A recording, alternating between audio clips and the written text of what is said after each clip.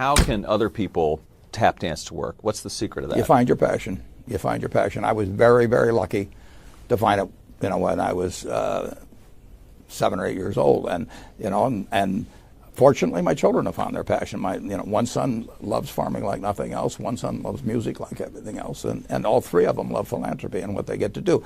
You're lucky in life when you find it, and you can't guarantee you're going to find it in your first job out. But I always tell the college students that come out, I say, take the job that you would take if you were independently wealthy. You're going to do well at it. If you think you're going to be a lot happier if you've got 2X instead of X, you're probably making a mistake. I mean,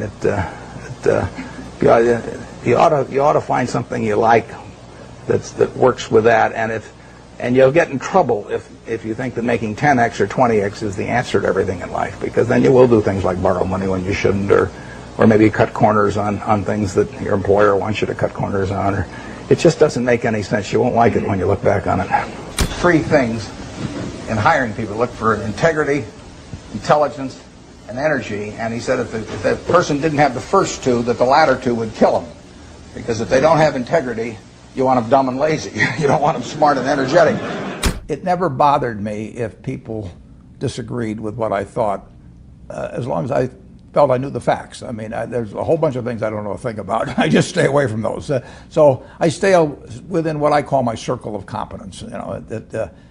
Tom Watson said it best. He said, I'm no genius, but I'm smart in spots, and I stay around those spots. Well, I try and stay around those spots, and I just don't have a problem if somebody says, you're wrong on something. I go back and look at the facts, and I think that really is much more important, frankly, than having a few points of IQ or having an extra course or 2 in school or anything of the sort. You need emotional stability. I just read and read and read. I probably read 5 to 6 hours a day. I don't read as fast now as when I was younger, but I read 5 daily newspapers. I read a fair number of magazines. I read 10Ks. I read annual reports, and I read a lot of other things too. So I've always enjoyed reading. I love reading biographies. Famous lesson about a margin of safety, that you don't drive a truck that weighs 9,900 pounds across a bridge that says limit 10,000 pounds, because you can't be that sure about it. If you see something like that, you go down a little further down the road and you find one that says limit 20,000 pounds, and that's the one you drive across. The nature of capitalism is that people want to come in and take your castle. It's perfectly understandable. I mean, if I'm selling television sets or something, there's going to be 10 other people that are going to try and sell a better television set. If I have a restaurant here in Omaha, people are going to try and copy my menu and give more parking and take my chef and so on. So capitalism's all about somebody coming and trying to take the castle. Now, what you need is a castle that has some durable competitive advantage, some castle that has a moat around it. And that moat, one of the best moats in many respects, is to be a low-cost producer.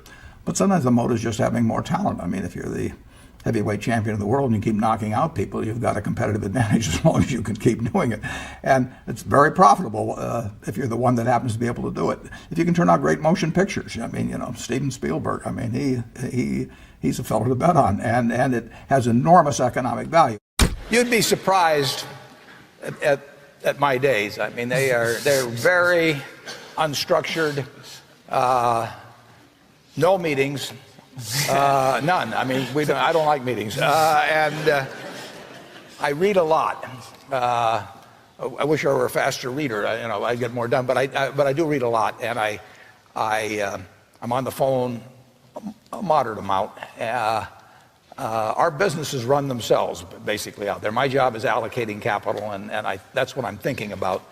But I don't like to have things all packed hour to hour to hour. And Bill and I are both extraordinarily lucky. I mean, we really get to do what we like to do, the way we want to do it, with people that we choose to be around, and they're terrific. I mean, we've really got everything our way, and we're very fortunate. And in his world, he has a different kind of pace than I have, but we both love it the way we do it. And my guess is that we're each the most productive in that particular mode too, because it fits our personalities and aptitudes. What kills great businesses, if you look at, I do believe in looking at history, and I like to study failure, actually. And my partner says all I want to know is where I'll die, so I'll never go there. And we want to see what has caused businesses to go bad. And the biggest thing that kills them is complacency. I mean, you want a restlessness, a feeling that, you know, that somebody's always after you, but you're going to stay ahead of them. You always want to be on the move. And when you've got a great business, you know, like Coca-Cola, which is, there aren't any like Coca-Cola, but you really, the danger would always be that you rest on your laurels. But I see none of that, obviously, at Coca-Cola. But that is the key, to compete the same way when you've got 1.8 billion servings being sold daily as when you were selling, you know, 10 a day. And that restlessness, that belief that tomorrow is more exciting than today, you know, you just have to have it permeate the organization. Who was Ben Graham? He was your primary mentor, model? He was a wonderful man, and he was my professor at Columbia. I read his book when I was 19 at the University of Nebraska, and I'd started investing when I was 11, and I started reading about it when I was like 7. So I'd gone through I read every book in the Omaha Public Library that there was on, by the time I was 12, on investing and stock market. And I had a lot of fun, but I never really found out, I never got grounded in anything. And it was entertaining, but it wasn't going to be profitable. And then I read Graham's book, The Intelligent Investor, when I was at the University of Nebraska. And that just opened the whole thing up to me. Yeah, and I named my oldest son is named Howard after my dad, Graham Buffett, and he was a marvelous man. Never expected anything from me in return. Ben Graham, in his low teens, looked around and he looked at the people he admired, and he said, you know, I want to be admired, so why don't I just behave like them? And he found there was nothing impossible about behaving like them. And similarly, he did the same thing on the reverse side in terms of getting rid of those qualities. You have given a lot of fabulous advice, but what's the best advice that you've ever received?